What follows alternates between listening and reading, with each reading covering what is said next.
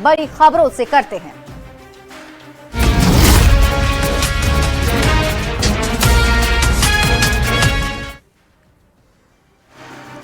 बड़ी खबर दिल्ली से है। केंद्रीय मंत्री प्रहलाद जोशी ने शिक्षा मंत्रालय का अतिरिक्त प्रभार संभाल लिया है। धर्मेंद्र प्रधान के इस्तीफे के बाद उन्हें अहम जिम्मेदारी सौंपी गई है। पदभार ग्रहण करने के बाद प्रहलाद जोशी ने सोशल मीडिया प्लेटफॉर्म एक्स पर पोस्ट किया और प्रधानमंत्री नरेंद्र मोदी का आभार जताया। उन्होंने लिखा कि आज उन्होंने केंद्रीय शिक्षा मंत्री का पदभार संभाला है और उन पर भरोसा जताकर ये जिम्मेदारी सौंपने के लिए वो प्रधानमंत्री के आभारी हैं। ये वीडियो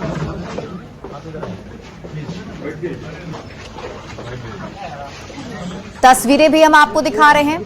ये पोस्ट है प्रहलाद जोशी का, जिसमें उन्होंने पोस्ट करके ये जानकारी साझा की और ये तस्वीर आप देख रहे हैं जब उन्होंने पदभार संभाला। ये वीडियो शिक्षा मंत्री के तौर पर क्या प्राथमिकताएं हैं और किस तरह से आप इस चैलेंज को ले रहे हैं? माननीय प्रधानमंत्री जी ने पूरा विश्वास रख के मुझे ये जिम्मेदारी सौंपा है। मैं कल कर्नाटक में था, रात को इधर पहुंच के मैं आज सुबह इधर आके चार्ज लिया हूँ, कार्यभार संभाला हूँ। पूरा डिटेल से जो भी इधर अभी हमको देखना है, निर्णय लेना है, इस सब के बारे में इंफॉर्मेशन लेने का और पूरा मिनिस्ट्री समझने का कोशिश मैंने किया हूँ। मुझे विषय नया है, पूरा समझने के बाद डिटेल में आपसे बात करूंगा। मैंने आज चार्ज भी लिया हूं और सीनियर ऑफिसर्स पे डिटेल में बातचीत करने का कोशिश किया हूं। ये बहुत बड़ी डिपार्टमेंट है, इसलिए पूरा समझ के मैं आपके साथ बात करूंगा। वहीं केंद्रीय गृह मंत्री अमित शाह ने केंद्रीय शिक्षा मंत्री धर्मेंद्र प्रधान के इस्तीफे पर बयान दिया और कहा कि बीजेपी के कार्यकर्ताओं के लिए कोई भी पद देश, युवाओं और छात्रों से बड़ा नहीं। सोशल मीडिया पर किए गए पोस्ट में उन्होंने कहा कि धर्मेंद्र प्रधान का इस्तीफा इसी सोच और जिम्मेदारी का परिचायक है। अमित शाह ने भरोसा दिलाया कि मोदी सरकार पेपर लीक के मुद्दे को बेहद गंभीरता से ले रही है और दोषियों के खिलाफ सख्त कार्रवाई की जाएगी। उन्होंने कहा कि छात्रों के साथ न्याय होगा और उनके भविष्य से किसी भी तरह का समझौता नहीं किया जाएगा।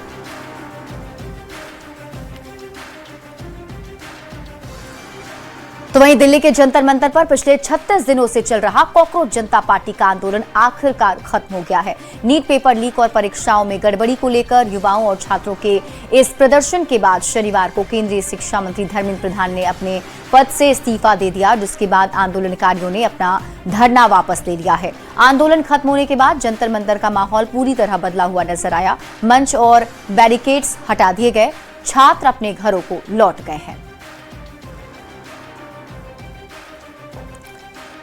और अब बढ़ते हैं आगे, जहां प्रधानमंत्री नरेंद्र मोदी ने विकसित वाइब्रेंट विलेज प्रोग्राम 2026 के तहत संवाद किया है। पीएम ने कार्यक्रम में 400 युवाओं से बातचीत की। वीडियो कॉन्फ्रेंसिंग के जरिए यह संवाद कार्यक्रम हुआ। इस दौरान उन्होंने सीमावर्ती और ग्रामीण क्षेत्रों के विकास पर विस्तार से चर्चा की। युवाओं ने प्रधानमंत्री के साथ अपने अनुभव, सुझाव और स्थानीय स्तर पर किए जा रहे कार्यों की जानकारी साझा की। मैं एक दिन भारत के दूसरे कोने में बसे हिमाचल प्रदेश पर्वतों के बीच में किन्नौर डिस्ट्रिक्ट के सीमावर्ती गांव चांगो विलेज में जाऊं। निकिता, आप करती क्या है? सर, मैं एलएलबी की स्टूडेंट हूँ, लॉ की पढ़ाई कर रही हूँ। और इसमें जाने का अवसर कैसे मिला आपको? सर, मैंने माई भारत में अपना रजिस्ट्रेशन करवाया और उसके बाद से मुझे मालूम हुआ कि एक आपने जो बताया था उस प्रकार से विकसित वाइब्रेंट विलेज प्रोग्राम करके है, जहां पे हम युवाओं को वहां पे जुड़ने का और कुछ सीखने का मौका दिया जा रहा है, वो भी क्विज के खातिर। तो मैंने अपने माई भारत प्लेटफॉर्म खोला, उस पे क्विज दी और फिर मेरा सिलेक्शन हुआ। अच्छा, आपका किस गांव में जाना हुआ और क्या क्या व्यवस्था? उसके पहले कोई ब्रीफिंग हुआ, नहीं हुआ, क्या क्या हुआ? प्रधानमंत्री नरेंद्र मोदी ने प्रसारित मन की बात कार्यक्रम के 136वें एपिसोड में करगिल युद्ध के अमर शहीदों को श्रद्धांजलि अर्पित की। उन्होंने कहा कि सेना के जवान गर्मी, सर्दी और बरसात जैसी हर विषम परिस्थिति में देश की सुरक्षा के लिए सीमा पर डटे रहते हैं। देश को अपने वीर जवानों पर गर्व है और इस दौरान पीएम ने एक बार फिर वोकल फॉर लोकल पर जोर दिया। इसके अलावा विक्रम 1 की सफलता को लेकर प्रधानमंत्री ने देश के युवाओं पर गर्व भी जताया। आज 26 जुलाई ऐसी ही एक तारीख है। आज कारगिल विजय दिवस है। ये दिन हमें गर्व से भर देता है। ये दिन हमें अपने वीर जवानों के अद्भुत साहस की याद दिलाता है। कारगिल की ऊंची ऊंची चोटियां, कठिन मौसम, दुश्मन की चुनौती, हर परिस्थिति हमारे सैनिकों के सामने थी, लेकिन उनका हौसला हर चुनौती से बड़ा था। उन्होंने मां भारती की रक्षा के लिए अपना सर्वस्व अर्पित कर दिया। आज 27वें करगिल विजय दिवस पर पाकिस्तान पर रक्षा मंत्री राजनाथ सिंह जमकर बरसे। द्रास के करगिल युद्ध स्मारक पर संबोधन में उन्होंने कहा कि पाकिस्तान आतंकवाद को अपनी सरकारी नीति का हिस्सा बना चुका है और भारत इसका मुंहतोड़ जवाब देने के लिए पूरी तरह से तैयार है। उन्होंने कहा कि अब पाकिस्तान के साथ अगर कोई बातचीत होगी तो केवल पीओके पर होगी। राजनाथ सिंह ने कहा कि पीओके भारत का अभिन्न हिस्सा है जिस पर पाकिस्तान ने अवैध कब्जा कर रखा है। उन्होंने ऑपरेशन सिंदूर का उल्लेख करते हुए आतंकवाद को कड़ी चेतावनी भी दी।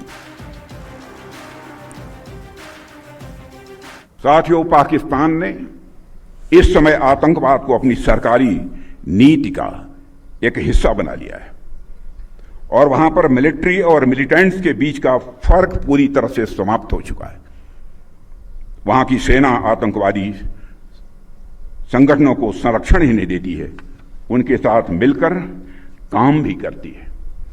इसलिए हमने ऑपरेशन सिंदूर के समय ही यह साफ कर दिया है कि भारत अब आतंकियों और उनका पोषण करने वाली सरकारों को अलग अलग करके नहीं देखेगा।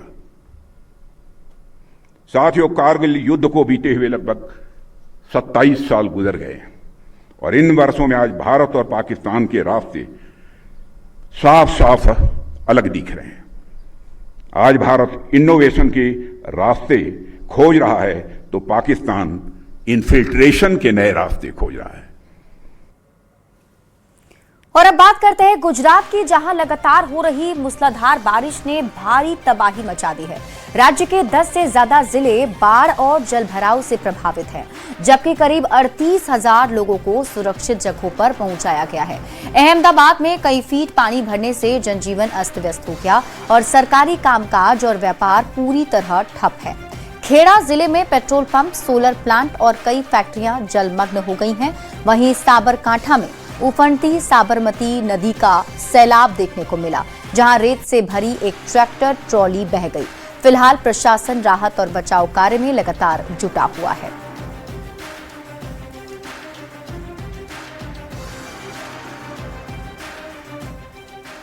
इधर जम्मू कश्मीर में लगातार हो रही मूसलाधार बारिश से जनजीवन प्रभावित हो गया है। जम्मू के पहाड़ी इलाकों में बारिश के कारण तवी नदी का जलस्तर बढ़ गया, जिसके चलते प्रशासन ने लोगों से सतर्क रहने की अपील की। वहीं पुंछ में कई जगहों पर भूस्खलन हुआ है, जिससे सड़कें बंद हो गई हैं। सड़क पर मलबा हटाने और यातायात बहाल करने के लिए बीआरओ की टीमें लगातार काम कर रही हैं। और इसके अलावा रामबन जिले में भी भारी बारिश के बाद नेशनल हाईवे पर मलबा आने से आवागमन प्रभावित हुआ है। प्रशासन हालात पर लगातार नजर बनाए हुए है। तस्वीरें आपको टीवी स्क्रीन पर दिखा रहे हैं, जिसमें आप देख सकते हैं पहाड़ी इलाकों में बारिश के कहर की वजह से जो मलबे हैं पहाड़ों के, वो अब सड़कों पर आ जा रहे हैं, जिस वजह से यातायात काफी ज्यादा प्रभावित हो रही है। और यहाँ पर लोगों के बीच में डर का माहौल भी है। पुंछ में लैंडस्लाइड हुआ, जिसकी तस्वीर आप देख रहे हैं, और कई जगहों पर पानी भर गया है। बड़ी खबर जम्मू से है, जहां खराब मौसम और भूस्खलन के कारण रुकी अमरनाथ यात्रा एक बार फिर से शुरू हो गई है। कड़ी सुरक्षा व्यवस्था के बीच करीब 6200 श्रद्धालुओं का 19वां जत्था बाबा बर्फानी के दर्शन के लिए रवाना हुआ। लगातार बारिश और भूस्खलन की घटनाओं के चलते 19 जुलाई से यात्रा एहतियातन रोक दी गई थी। श्रद्धालुओं में यात्रा शुरू होने से उत्साह का माहौल है। और अब बात करते हैं राजधानी दिल्ली की, जहां लगातार हो रही बारिश की वजह से यमुना नदी का जलस्तर भी बढ़ गया है। प्रशासन और मौसम विभाग यमुना के जलस्तर पर नजर बनाए हुए है। पहाड़ी और मैदानी क्षेत्रों में हुई बारिश के कारण हथनी कुंड बैराज से यमुना नदी में पानी छोड़ा जा रहा है, जिससे जलस्तर में मामूली रूप से बढ़ोतरी दिखी। प्रशासन यमुना के जलस्तर पर नजर रखे हुए है और फिलहाल स्थिति सामान्य है।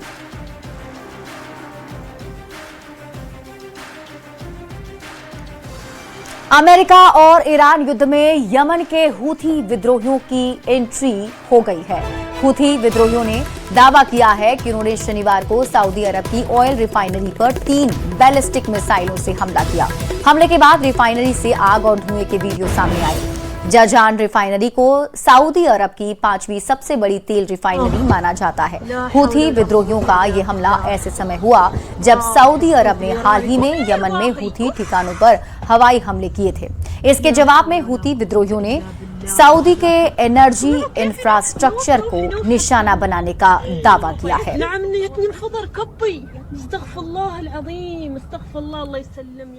पश्चिम एशिया मिसाइलों का रणक्षेत्र बना हुआ है। ईरान और अमेरिका एक दूसरे पर लगातार वार पलटवार कर रहा है।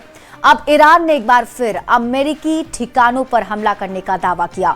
वहीं ईरानी मीडिया के मुताबिक कुवैत, जॉर्डन, बहरीन और इराक के इरबिल में अमेरिकी एयरबेस को जुल्फिकार क्रूज और पावेह मिसाइलों से निशाना बनाया है। इस बीच बहरीन के अल जुफैर में भी 3 धमाकों से हड़कंप मच गया, जिसके बाद अमेरिकी सैन्य ठिकानों की सुरक्षा बढ़ा दी गई। दूसरी ओर सऊदी अरब ने यमन के हूती ठिकानों पर हवाई हमला किया। वहीं ईरानी कमांडर मेजर जनरल अब्दुल्लाही ने अमेरिका को खुली चेतावनी देते हुए शहीदों का बदला लेने की धमकी भी दे दी है।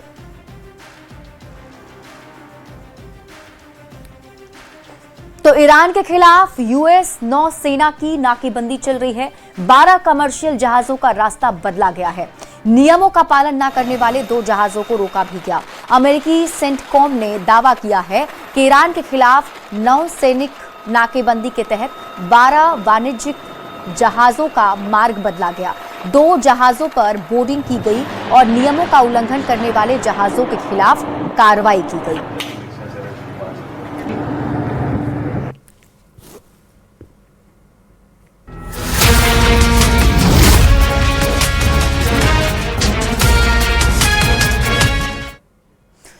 और अब बात लॉ एंड ऑर्डर की करते हैं। नीट मामलों को लेकर हुए विरोध प्रदर्शन के दौरान शनिवार को पटना, छपरा, मुजफ्फरपुर, सिवान, कटिहार समेत कई जिले में भारी उपद्रव देखने को मिला। कहीं आक्रोशित भीड़ के पुलिस पर हमला किया तो कहीं पुलिस पिकेट में तोड़फोड़ की गई। वहीं अब पुलिस ने ऐसे उपद्रवियों की पहचान कर कानूनी कार्रवाई शुरू कर दी है। अब तक 450 के करीब उपद्रवियों की पहचान कर गिरफ्तारी की कार्रवाई की गई, जबकि अन्य की गिरफ्तारी के लिए छापेमारी जारी है। बात अगर सिर्फ पटना की करें तो पटना में 2200 के करीब अज्ञात लोगों के खिलाफ एफआईआर दर्ज की गई है।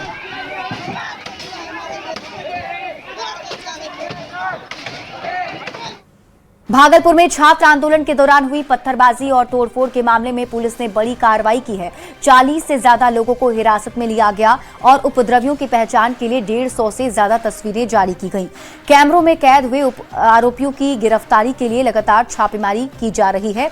एसएसपी ने स्पष्ट किया है कि दोषियों को किसी भी सूरत में बख्शा नहीं जाएगा।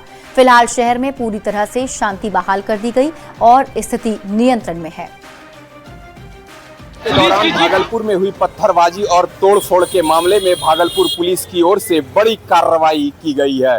अब तक इस मामले में 40 से ज्यादा लोगों को डिटेन किया गया है, जबकि 150 से ज्यादा लोगों की तस्वीर जारी की गई है। बता दें कि कल छात्र आंदोलन के दौरान तिलका मांझी चौक पर काफी संख्या में छात्र एकजुट हुए थे और इस दौरान पत्थरबाजी की गई थी। पुलिस की गाड़ी को तोड़फोड़ किया गया था। घटना के बाद से पूरे शहर में शांति बहाल कर दी गई है। सभी चौक चौराहों पर लोग सामान्य रूप से आना जाना कर रहे हैं। हालांकि अभी भी चौक चौराहों पर दंडाधिकारी के साथ पुलिस जवानों की प्रतिनियुक्ति की गई है। बता दें कि कल जिस तरह से छात्र आंदोलन के दौरान घटना सामने आई और उसके बाद अब भागलपुर पुलिस की ओर से बड़ी कार्रवाई करते हुए 40 लोगों को डिटेन किया गया है और 150 लोगों की तस्वीर पुलिस ने जारी की है। एसएसपी प्रमोद कुमार ने बताया है कि इस मामले में शामिल दोषियों के ऊपर कड़ी कार्रवाई की जाएगी। विकास कुमार सिंह, न्यूज 18 भागलपुर।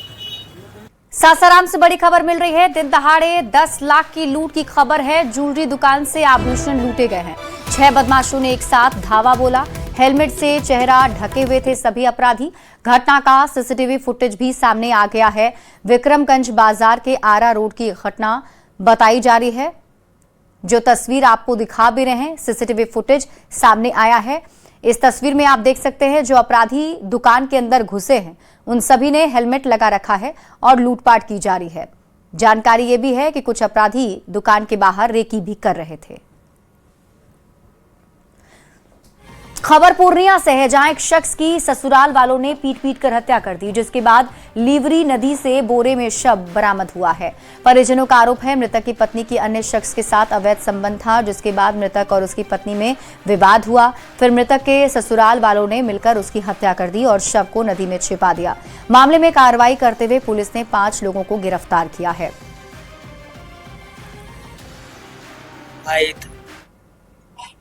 बोरी में बंधा हुआ था। पानी में घुस के हम दोनों भाई निकाले उसको। और क्या देखे, इससे पहले झगड़ा भी हुआ था क्या? झगड़ा झंडर सर होता था, हम लोग समझा बुझा के रखते थे। मतलब उसका परिवार वाला जो है ना, इसको जानबूझ के वहां सिक्कड़ में जोड़ उड़ के मार दिया हमरा।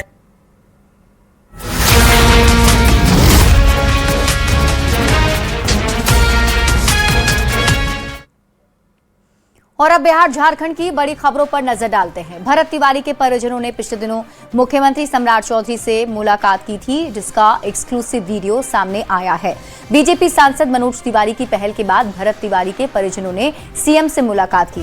वहीं मनोज तिवारी के साथ बातचीत में परिवार ने जनसुराज के संयोजक प्रशांत किशोर पर बेहद गंभीर आरोप लगाए हैं। परिवार के सदस्यों का कहना है कि प्रशांत किशोर ने उन्हें 15 दिन में न्याय दिलाने का भरोसा दिलाया था, लेकिन इसके लिए पीके ने परिवार के सामने बड़ी शर्त भी रख दी थी, और वो शर्त ये थी कि भरत तिवारी की मां को बांकीपुर उपचुनाव में प्रचार करने के लिए कहा था, जिससे परिवार ने इनकार कर दिया था। भरत की मां आशा देवी और परिवार के सदस्यों का आरोप है कि प्रशांत किशोर ने 15 दिन में न्याय दिलाने के नाम पर बरगलाने की कोशिश की थी।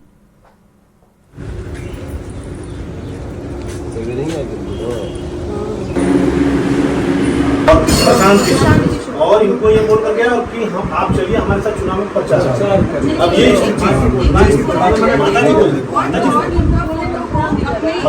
हमसे बोले थे भैया, हमसे बोले थे बहन तुमको वादा कर रहे हैं 15 दिन के दिन तुम्हारा सारा काम हो जाएगा। इतना झूठ को नहीं बोलते, इतना वो झूठ बोले हमसे। प्रशांत किशोर, हाँ प्रशांत किशोर क्या बोले थे? बोल रहा है ना कि मम्मी जी को प्रचार करने के लिए, बोले कि नहीं जाएंगे वो सब। 15 दिन आप बोले थे ना, 15 दिन कहाँ गया आपका 15 दिन? आज 1.25 महीना 1.5 महीना होने जा रहा है। उनको बुला करके अपने आवाज कहाँ आवाज पे बुलाए थे? वो कहाँ बुलाए थे? बेटा बुला करके हम गए थे। प्रशांत किशोर बोल के थे ना, ये तो 15 दिन में न्याय दिलाएंगे। अब 15 दिन हो गए तो बोले कि हमारे लिए प्रचार करें। हालांकि भरत तिवारी की मां ने मुख्यमंत्री सम्राट चौधरी पर भरोसा जताया और उनसे मुलाकात कर पूरी बात बताई, जिसके बाद भरत की मां आशा देवी ने कहा कि उन्हें मुख्यमंत्री पर पूरा भरोसा है, बेटे को न्याय मिलेगा। मुख्यमंत्री जी से बता दे लेकिन अपन पीड़ा सब बता लेकिन विश्वास बा मुख्यमंत्री। तो भरत तिवारी के परिवार और मां के आरोपों को लेकर बीजेपी सांसद मनोज तिवारी ने भी बयान दिया। बांकीपुर में चुनाव प्रचार के लिए पटना पहुंचे मनोज तिवारी ने कहा कि जब वे भरत की मां को मुख्यमंत्री से मिलवाने ले गए थे तो उन्होंने इस बात का खुलासा किया था कि प्रशांत किशोर ने भरत तिवारी की मां को चुनाव प्रचार के लिए कहा था, जो बेहद ही ओछी राजनीति है।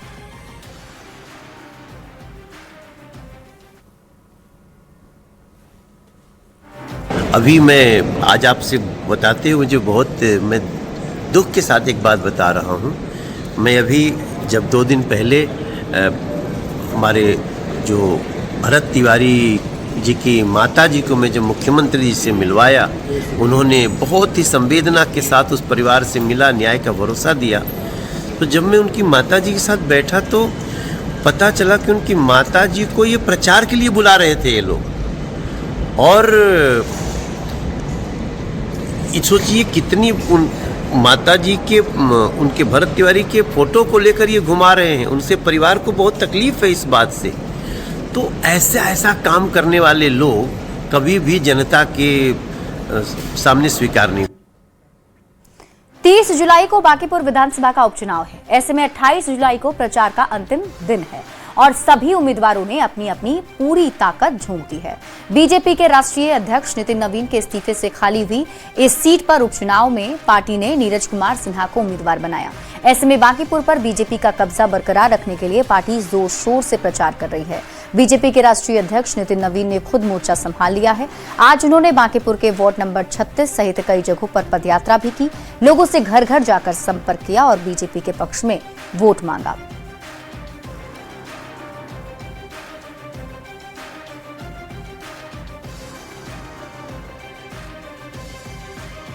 ये वार्ड कितना है? ये 36।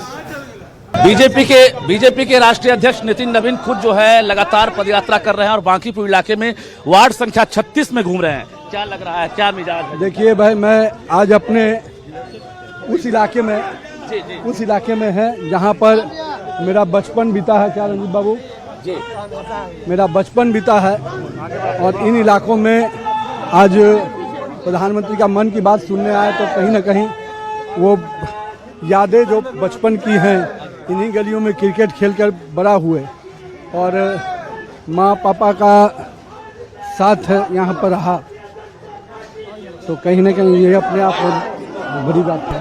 तो ये वोटर्स भी कह रहे हैं कि आप तो दूर नहीं गए हैं, आप जिस प्रकार से फिर से मैदान में आ गए हैं। मैं मैदान में नहीं, मैं यहीं का हूँ और मैं यहीं का रहूँगा, इसलिए उसमें इन्होंने दिया।